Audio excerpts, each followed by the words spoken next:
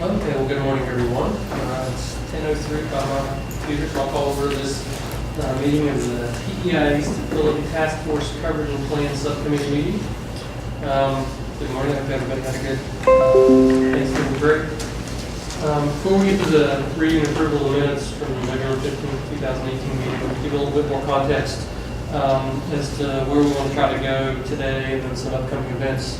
Yesterday, I think the governor's office, I'll take a note. The governor's office noticed for Monday afternoon at 1 o'clock. 1 o'clock. A meeting of the full task force. And I believe they also noticed for 1:30 a meeting of the Cost and Revenue Subcommittee. Yes.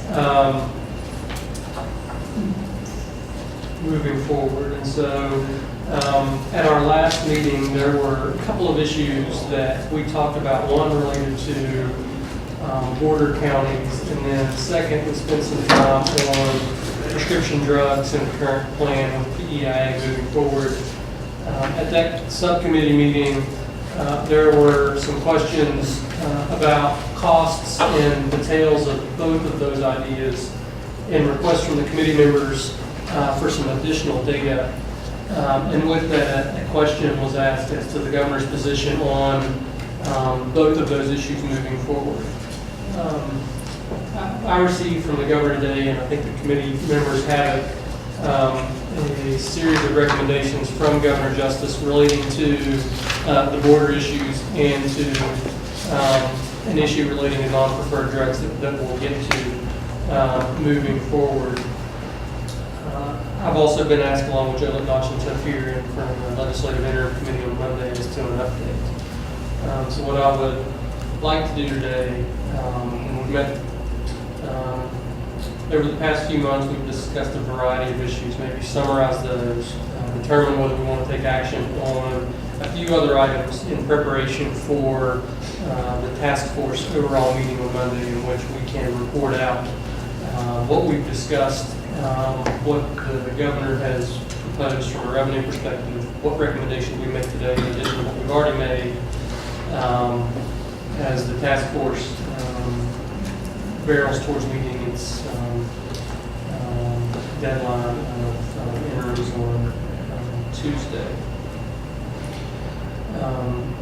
So that's where we are at the moment. I think, and Lisa, we'll get a copy of the letter to you, but I'll walk through what the governor has recommended here in just a second as we get to things moving forward. And he proposes resolutions for both the border, at least external bordering counties, for parity, as well as an appeal process for people requiring a third-tier non-preferred drug for reduced co-pays as we move forward. So if everybody's okay with that, we'll work through the agenda, and then at the end, maybe go back through what we've covered previously, anything else we need to discuss today. Is that okay? Yeah. Yep. So I do note the presence of a quorum for the meeting. And the next item on the agenda is reading and approval of the minutes from the November 15th, 2018 meeting. Are there any changes, discussion, or errors with respect to the minutes? If not, is there a motion to approve the minutes? Motion to approve the minutes. Have a motion, I hear a second? We have a second. Any discussion on approving the minutes from November 15th, 2018? Hearing none, all in favor of approving the minutes, signify by saying aye. Aye. Opposed, no. The ayes have it, the minutes are approved. So Ted, I'll turn to you next as an update on the 2020 cost estimates and then financial plan scenario 3 and financial plan scenario 4. I will start out, before I do that, indicate that Governor Justice has proposed that we move Plan A benefits back to 80/20 co-insurance in West Virginia external bordering counties only. My understanding right now, Ted, you can confirm that, is right now they're at 70/30. That's right. And so the governor has proposed for those bordering counties that they would move to 80/20. For Plan B, which I believe the bordering counties are at 60/40, the governor has recommended that we consider moving that back to 70/30, which will be on parity for in-state from that perspective. The governor has also proposed removing a facility fee limit, as well as removing a $25 copay for out-of-state facilities and out-of-state services, respectively. So with that, I'll turn it over to you as an update and discussion of the cost estimates for a couple of scenarios. Sure, so we added scenario 3, which was the one about just going back to 80/20 and 70/30 and keeping the facility fee maxes. Scenario 4 on this page I handed out is what you suggested the governor recommended. So that's the one we should look at. The cost on the right there is, you've got a big copy of the cost that was handed out that you can look at in this packet. It's like the second page of the packet, I believe. Oh no, you printed out the whole thing, didn't you? Scenario 4 is the second packet, yeah. I usually just give you this first cover page, but yeah, that's scenario 4 is listed there. All right. And just so you can compare everything we've talked about, the four scenarios, I summarized the actual cost on this sheet at the bottom there at the left. It's a little hard to read, but that's each of the scenarios with the net cost based on the new contract we have with our new TPA. So that's really all I have for you. For the good of folks listening in and maybe watching in, could you just walk through scenario 4 and what the costs and the savings from the new TPA contract and what that would mean? Yes, so the gross cost of scenario 4 will be about $16,200,000. We are going to generate about a $9.2 million savings from the new TPA contract, which means a net cost of just over $7 million, $7,070,000. Yeah. Also, the other recommendation was the third-party drug appeal. That was not listed on this option because that just came up. I gave that out to you the last meeting. That was, I believe, $1.84 million cost as well. So that will take this up to about almost $9 million total package, we believe.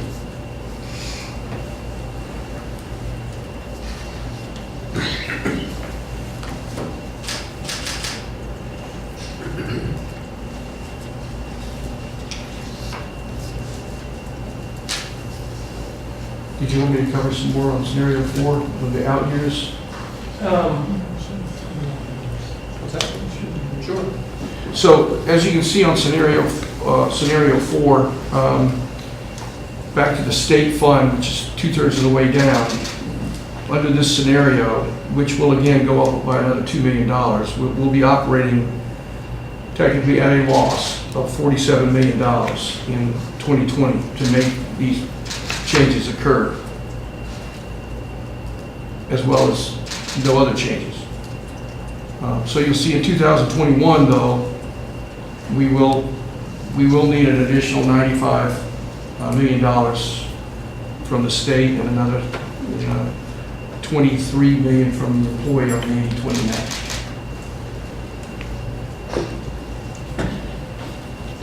So with this $9 million change, to cover that, that's covered for in the plan that you go out with the public hearing, assuming the task force recommends it and the financial goes along with it. Correct. And this is what the 5-year financial plan that we will take out will look like. I've already, based on our conversations, I've already asked the actuary to start pricing the governor's recommendations in case you do pass them. So we're working on that now.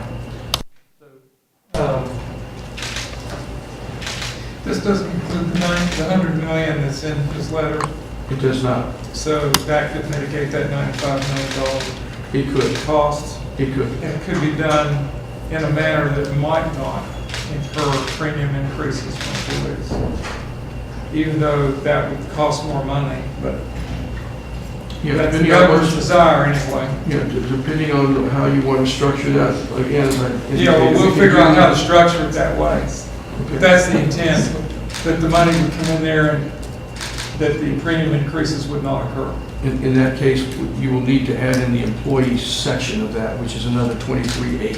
Yeah, we see that. Right. So we'd have to massage the numbers, but that's the intent on the part of the governor's office, is to not incur that premium, even though that's what your thing says. But it, basically, if we could absorb that to 23 million some other way and structure it differently so that you get the money Yes. and the coverage is paid for, that, so everybody will know, that's the intent of the governor's office. In spite of what, how this. And just to understand what we do is in this financial plan, we say 2020 is the base year we're working off of. Right. And with no changes to whatever the plan design is for 2020, what will we need going forward? And we are always applying the 80-20 match by statute. That's why this looks the way Right. it does. But your answer to your question is So the yes, statute would be changed. yes, you can structure it differently. We could, and I think that's the governor's intent, to structure this differently. These are the big numbers, so everybody will know, but the intent is to keep the premiums, you know, at a reasonable, not a big jump or whatever, and, or maybe none, and, cover that. And then as you move into those fiscal years, you know, numbers can change, and things can change, but it gives you a ballpark anyway. But the $100 million commitment will move toward that need.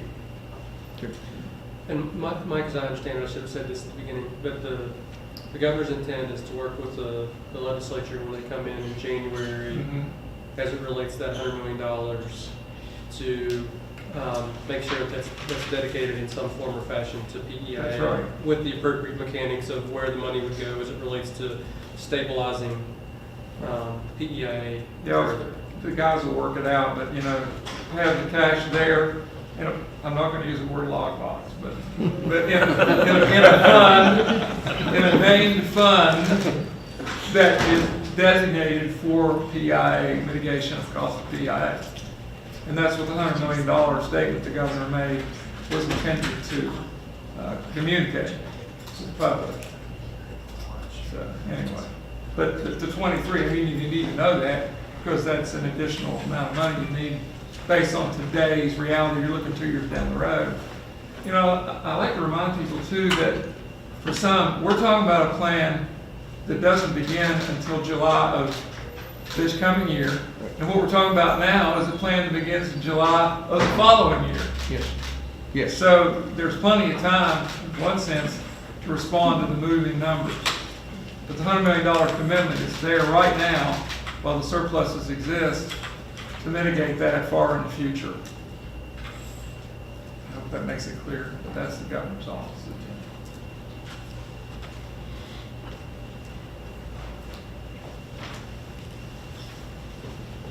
Any questions for Ted on this scenario 4?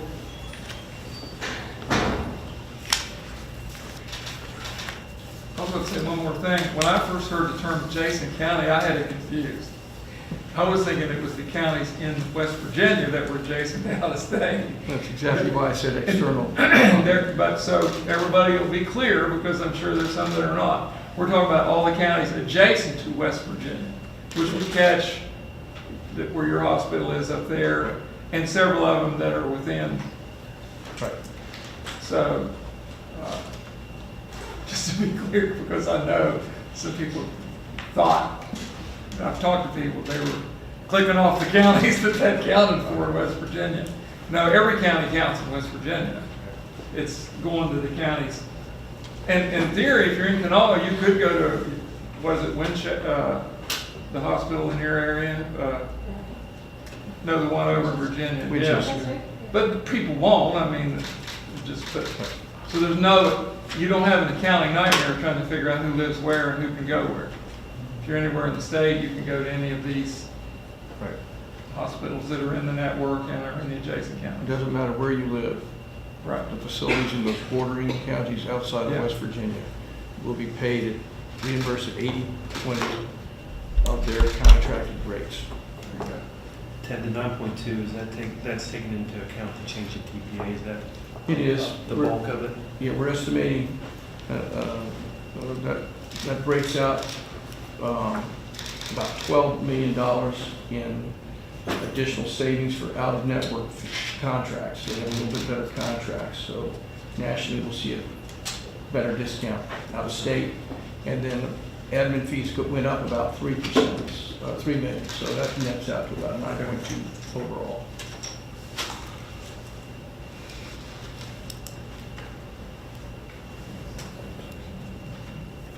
Any other questions or discussion on this item from members of the committee? Of course, I will say, and I'll check with the actuary, this is a minor point. I just thought about it when you said what you said. when we were doing these estimates initially, I think we were doing out-of-state discounts based on 70%. So when you look at that $12 million savings, that's based on 70%. It's going to be slightly eroded if we're now paying 80%. In the big scope of this plan and where we're going, it's minor. I'm not going to worry about it. The actuaries are working on a new plan, and whatever those numbers are, they'll be there. There'll still be a process, like if somebody wants, has a significant health issue, but they want to go to like Johns Hopkins. Absolutely. That would still be a Absolutely. process, okay.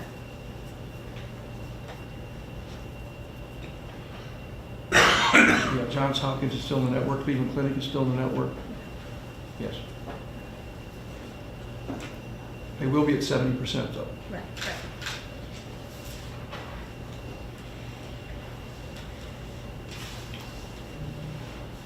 So one thing to point out, and I know you do a good job of this within the realities you play in, is there's a lot of, I think, fixing this parity and understanding why we're doing it, moving forward and the issues it's caused, given the rates that West Virginia providers get from PEIA and the contracted rates you're able to negotiate from out of state, and then continuing to be cognizant of the viability of the providers within the state is something we've got to be conscious about moving forward. You know, I think this border issue has shown that there are some inequalities of where you live and where your nearest provider is that makes this fix and why it's here.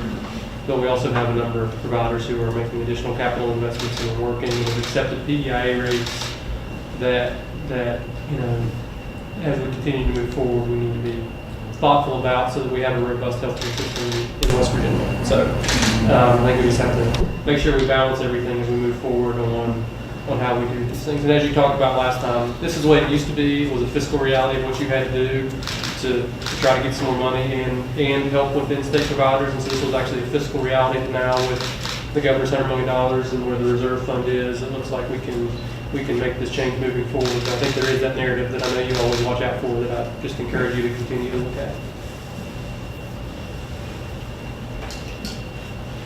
Well, is there any interest in adopting the governor's recommendation of, and just so we're clear, moving Plan A benefits back to 80/20 co-insurance in external bordering counties, moving Plan B benefits back to 70/30 co-insurance in West Virginia external bordering counties, removing the facility fee limits for out-of-state facilities, and removing the $25 copay for out-of-state services.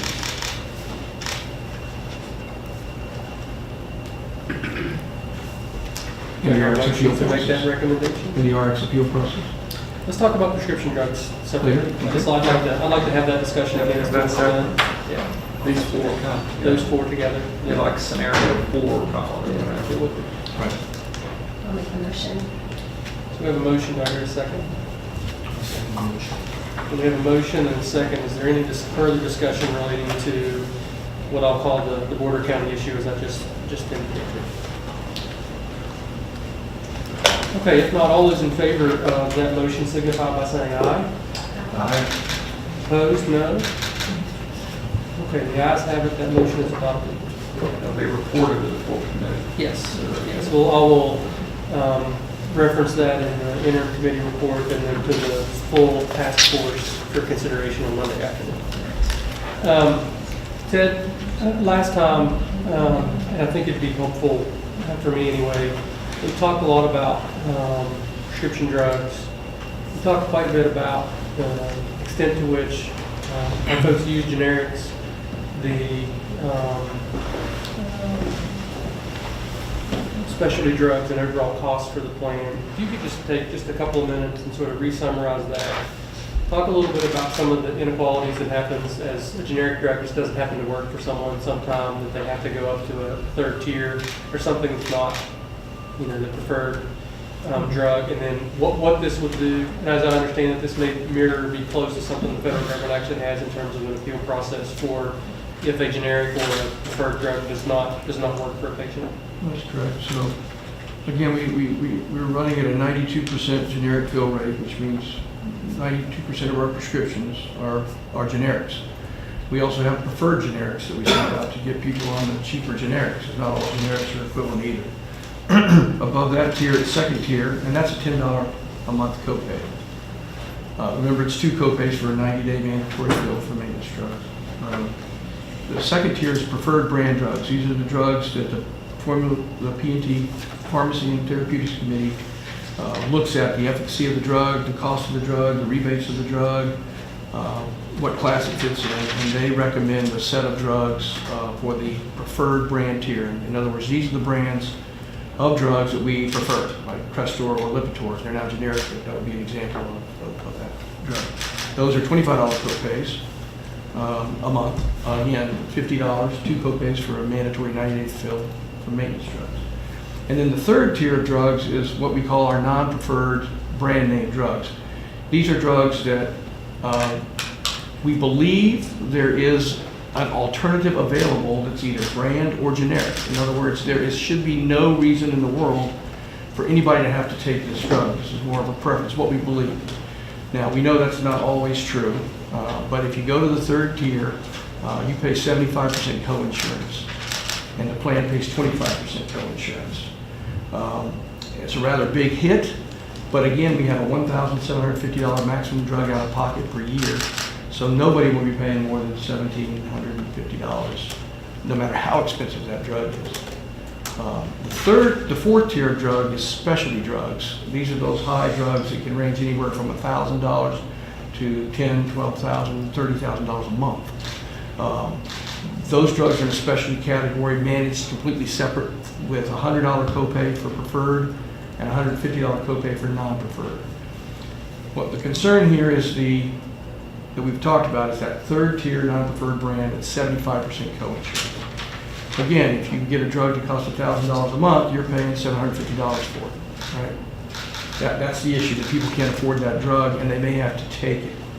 Again, there's always been a cap to save them financially. But we have found some circumstances that people cannot take a generic and they cannot take a brand, and they do need to take that third tier. And that is just one of those things that the way the plan is structured today. For example, we don't cover eyeglasses. I wear eyeglasses. I have to pay for my eyeglasses. It's the course of my nature, right? That's kind of the way we are. If you have to take that drug, we've given you protections with an out-of-pocket max, but it's more expensive. What we're talking about suggesting, and what they do in the Medicare space, is there's an appeals process. Somebody medically has to have that drug, and it's determined for medical necessity. We step them back to the second tier and give them a copay for the drug. That's the way it works. Under the proposal that the governor's recommending, we would put an appeals process in for third tier drugs. CVS's book of business has indicated about 70% of those appeals will be approved back to the second tier. And that will cost that $1.8 million that the plan will pay. Instead of paying us 25% of the cost of the drug, they'll be paying the balance of the drug less the $25 or $50. That makes sense? What are some of the cases, you said 78% would be approved? What are kind of some classifications or reasons or justifications that they wouldn't approve something? Well, there was an example we talked about the other day, and there was somebody that was truly had a medicine that made them break out in hives. I mean, they sent in pictures to us of hives all over their body, and the doctor said, this was a young child, a teenager, cannot tolerate this.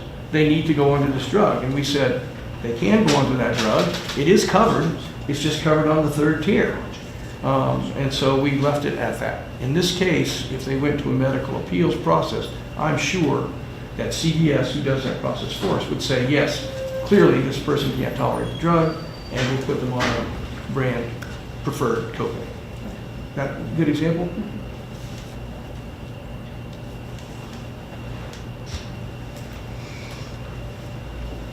How often do you have something like that come up, Ted?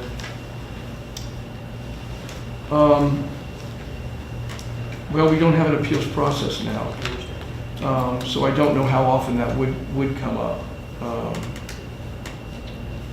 I'm sorry, I don't know. That's okay. How many times we get an appeal for third tier?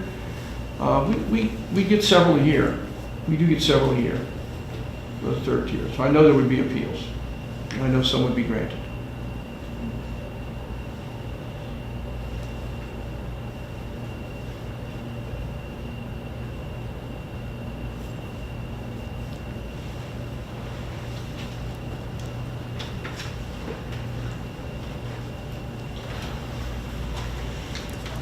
Any other questions for Ted on the issue, the issue of potential recommendation relating to an appeal process for third-tier non-preferred drugs?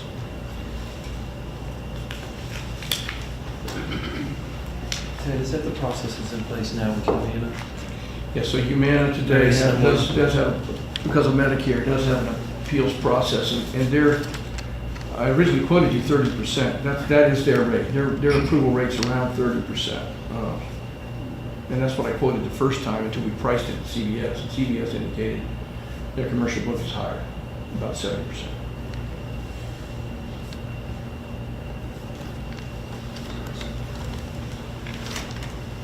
Is there interest in making that recommendation to the task force? I'll make a motion. Do we have a motion? Do I have a second? Motion and second, any discussion? Not all those in favor signify by saying aye. Oh, did you say sorry? Say that again? Yes. Okay, I think you said all in favor not. Sorry. Did you say? All in favor signify by saying aye. Aye. There we go. All in Sorry. favor. No signify by saying no. The ayes have it. Yeah. The motion is adopted. Yeah. Okay. The other items that, in my summary, looking through for the overall PEIA task force, there were a lot of questions about overall program design. There were questions about spousal income, and really an overall concern that overtime benefits of eroded to the point of salary or out of compliance with cost of living. A lot of those things, I think, have been stabilized through the governor's recommendation for the $100 million for the program. It's something we've talked about as just some things that are within, but some things that are sort of beyond our control moving forward. And so we've talked about those things, but that's a piece as it relates to cost and revenue in particular, but we also have that commitment from the governor on that moving forward. The next group of items that were brought up from the public hearings really related to wellness and prevention, and there were three items that I took and sort of summarized. The first was that individuals indicated that they'd be willing to participate in wellness programs that would reduce the cost of insurance, but they preferred that it be focused on incentives, not penalties, and I think some of that probably relates to AB 65. There were requests for additional preventative programs, access to rural areas of West Virginia, and then questions generally about preventative medication. I think we talked about, Ted, a desire from members of this subcommittee anyway, that while Go 365 was not popular, that wellness, particularly given the health of our overall population, needs to be, it's a part of every health insurance plan. I know the governor in his committee said he asked the coverage committee to review the wellness plans to further incentivize our members to seek better health outcomes. I do think one of the recommendations that we should go up to the task force is that PEIA continue to look at wellness initiatives, take a step back, look at the big picture, look at those things that will focus on better outcomes for our employees. I don't know that we should be micromanaging that particular task of what PEIA does on the particular wellness programs. You're the experts to do that. But I do think, given what we heard at the public hearings, and sort of my personal belief is that the PEIA needs to continue to focus on wellness in ways that great communication and opportunities for employees to really take better control of their health outcomes. As an asthmatic with a little bit of high blood pressure, I know I have to monitor it and take care of it every day, and something we all have to sort of look and monitor too. So I'd leave that open for discussion as to that recommendation, but I do think it's important for the task force to continue to say that we've got to focus on wellness and prevention as PEIA in the state. And I'd be happy to have any other comments or specifics to talk about from a recommendation process. Well said. Yeah, I agree.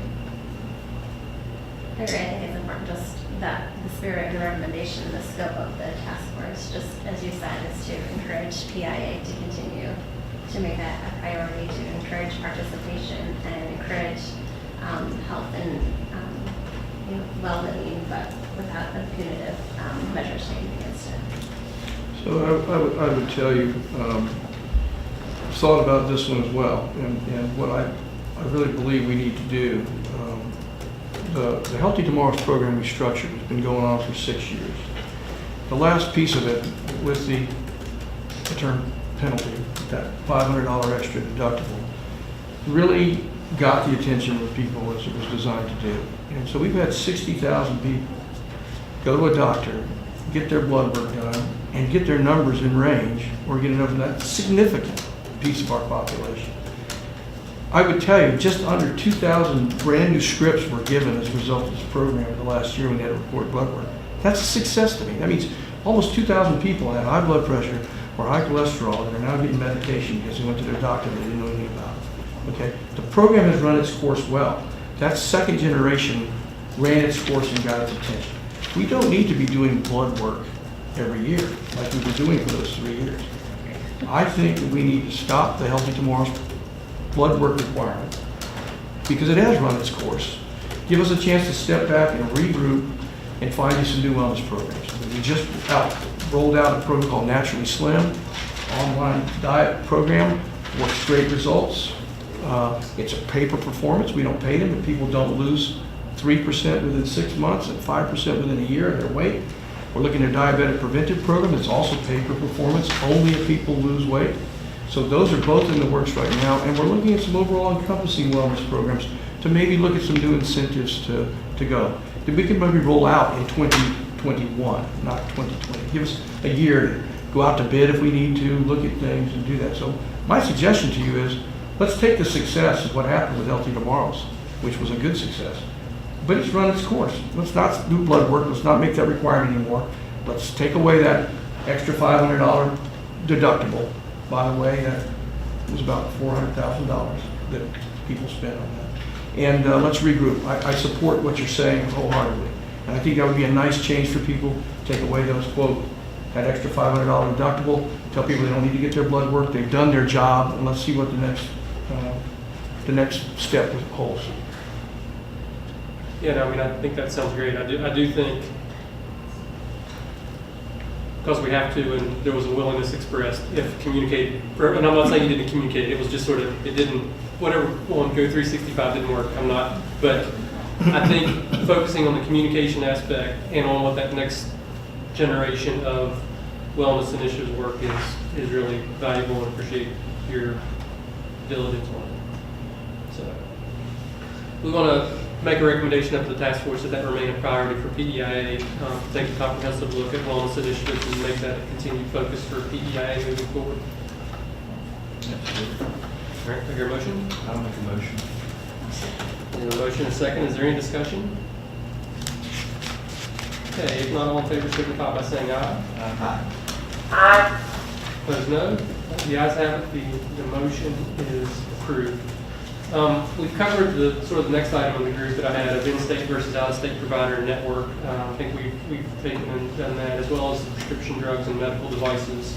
And one thing we talked about last time that I'll include in my summary is we did have some concerns about 30 versus 90 day.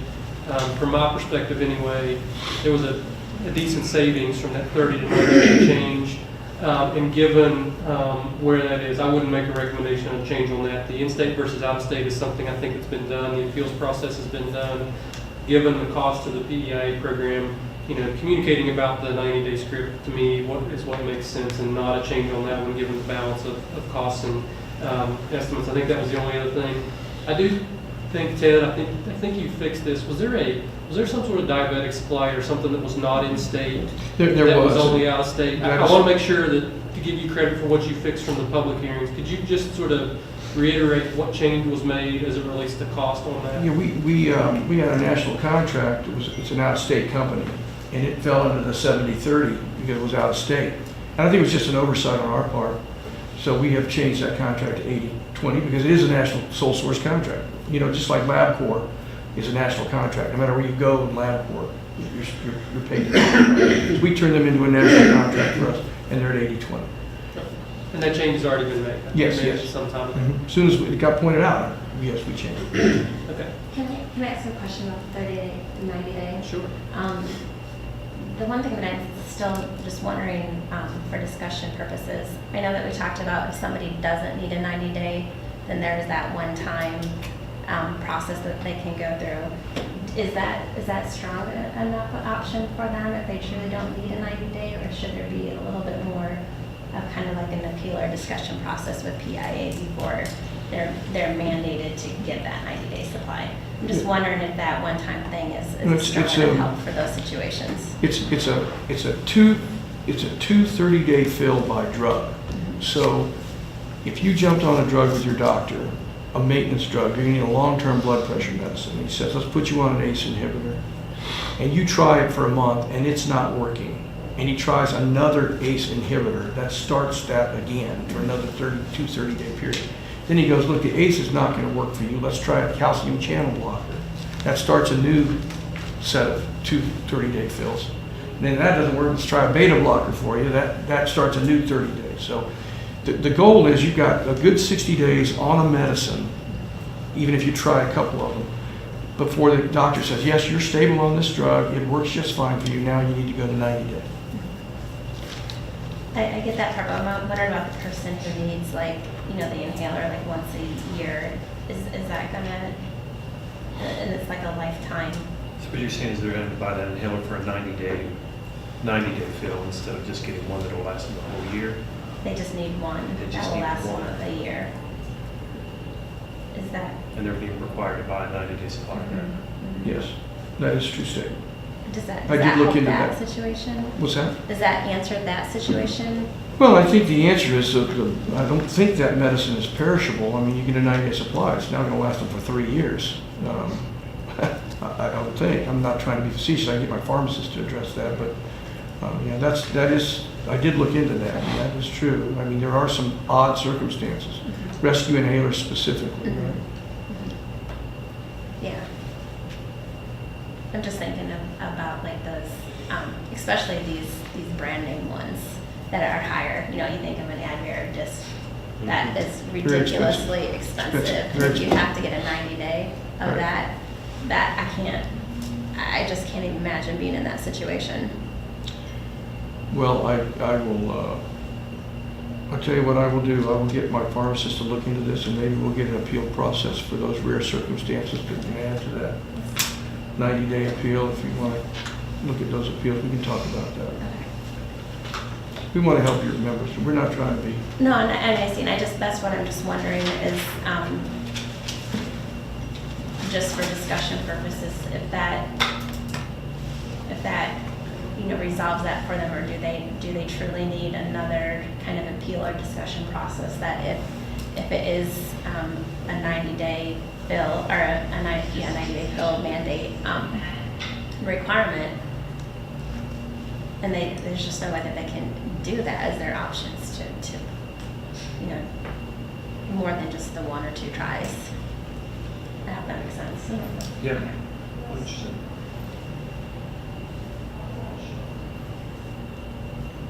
I'll be happy to look on a case-by-case basis. I do not think we should open up the 90-day fill process. I think it's working, it works smoothly. I think the circumstance you're presenting is real, but I think it's fairly rare. I think it's fairly rare. So I would recommend we look at those on one-off. Yeah, because that's what I'm just, going back to where, you're looking at the appeals, and what if something, they can't get it appealed and they need this, and it's, they're at this 75% or this $150 copay, and then they have to, multiply that based Right. on the 90-day mandate, then I think that's the sticking point that a lot of the members were really concerned about. Well, now the 90-day fill with an appeal, we have the appeal process in place. If they're granted that So the copay. 90-day can be part of the appeal process. I'm not suggesting that. What I'm suggesting is you're concerned about 75% coinsurance with a 90-day fill, which is a burden. But if they get their appeal approved, they'll be back at a $25 copay for the 90-day fill. So that's what I'm saying. That cost confused me. Maybe you could just investigate it a little bit, and we can talk about it on Monday as we bring the appeal process recommendation up to the full task force. if it's a rare event, or if we need the task force to modify as I- appropriate, or we can just ask you to investigate it and take action as appropriate. Yeah, I really do, I did look at it before, I really do think it is a rare event. And again, if they get the 90-day fill, it would just last them a couple of years. I mean, it's, but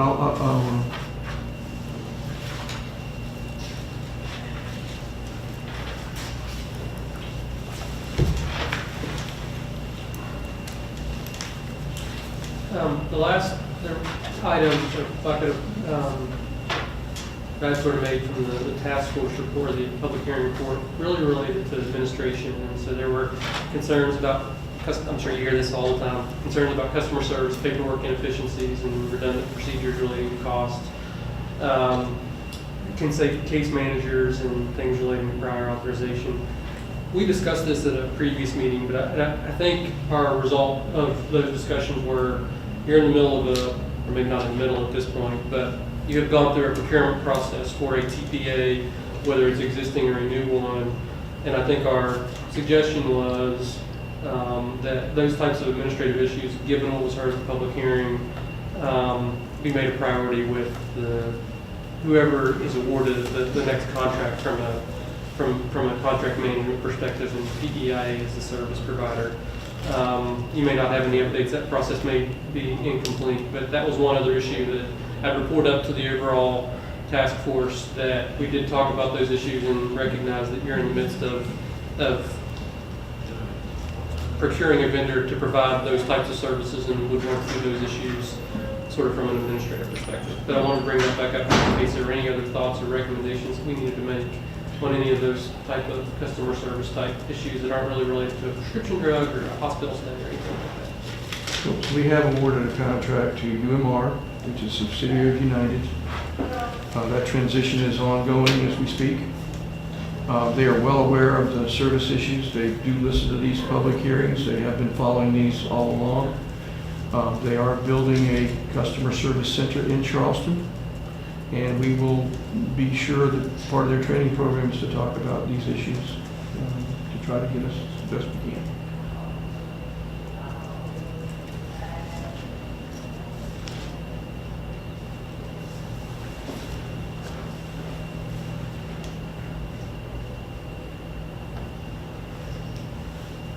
Any questions for Ted on that topic?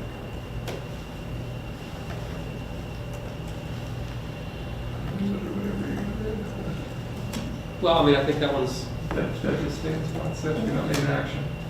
we need an action on that one. I think Ted's responded, and Yeah. we've heard it's already in process. I'll report up that we've heard comments on that, and that it's in hand. Are there any other discussion or action items that we need to consider today for recommendation up to the overall task force?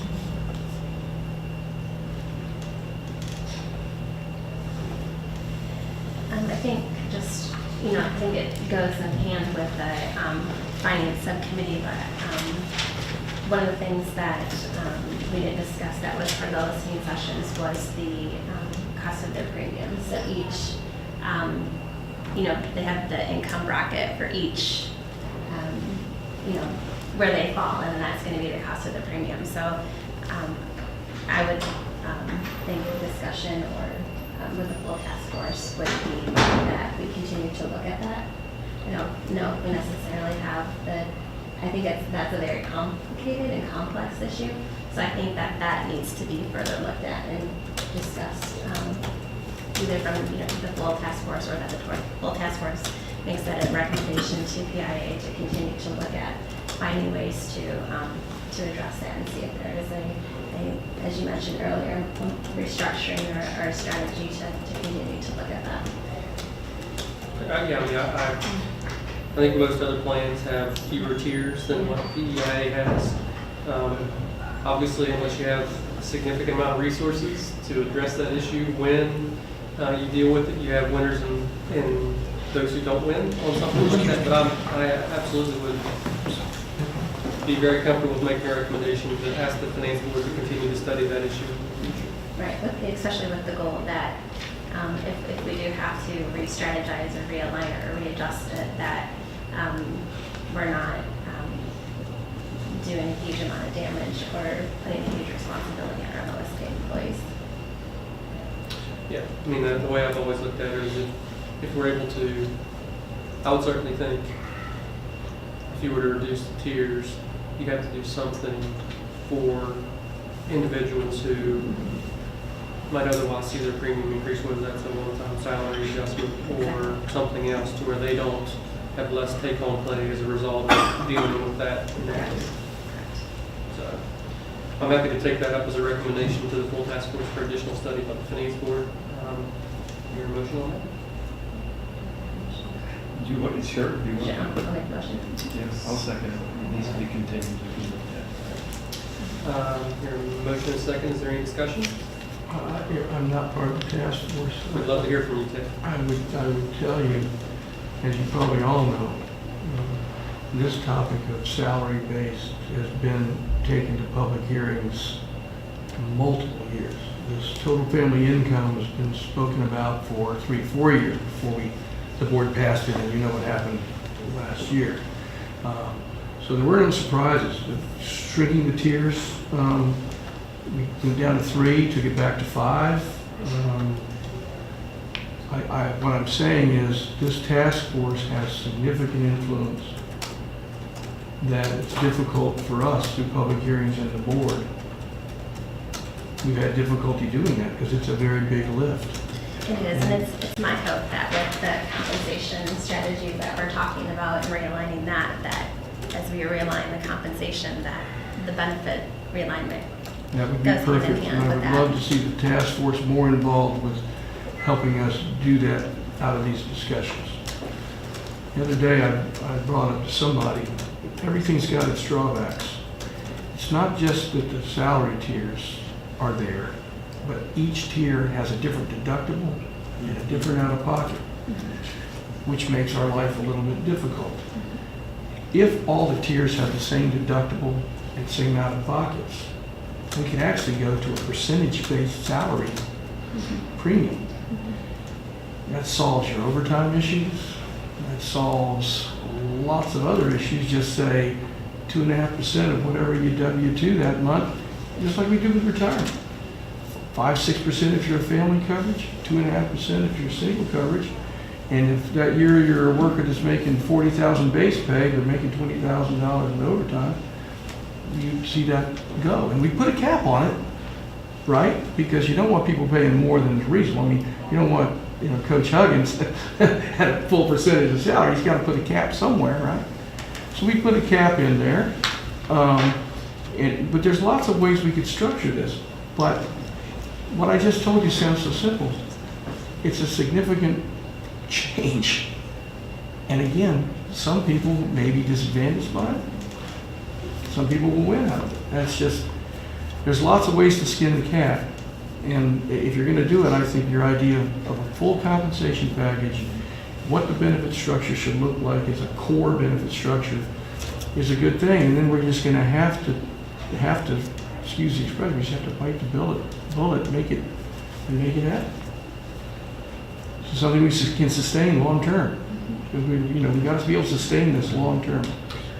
Yeah, and I think on this particular point, given the stability that we're currently in, the stability we have for next year, a change like this has to be communicated and well understood by all the members of the PEIA.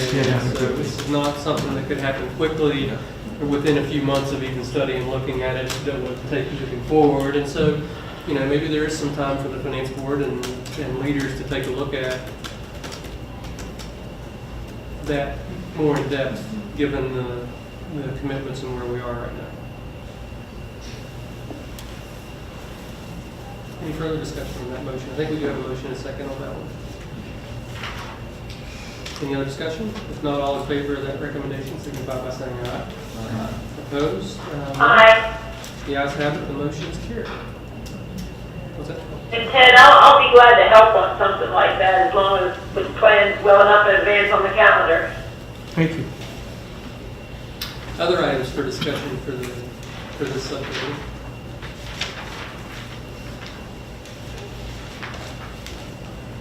If not, I'll entertain a motion to adjourn. I'm sorry, take that back. Are there any other announcements? I think we've noticed that there will be a full task force meeting on Monday. Yeah, I think, yeah, full task force will meet at 1 o'clock, where, Yes. Governor Orr? No, in this room, because it's interim, so we're low on space, so it'll be a So we'll have to tight, be here. yeah, be a tight fit, so. Okay. And you can, of course, I know Amy has the further drive, so you can call us, of course. Yeah. And then 1:30, and we're noticing that now, I mean, it's noticed with Secretary of State's office, but we're noticing the numbers now. 1:30 for cost and revenue. Yeah, that's just an estimate. The That's- full yes. committee will consider your action first. Communicate that to the next committee, to where then they'll talk about these cost things. And then we will recess and then reconvene for final action.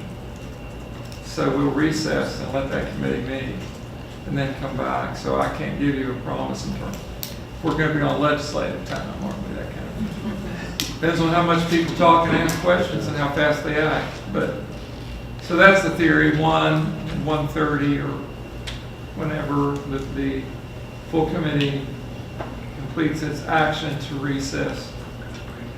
Next committee meets, then we come back for final action. And report to Leslie. If nothing else, I'll entertain a motion to adjourn. Motion to adjourn. All in favor, signify by saying aye. Aye. We are adjourned.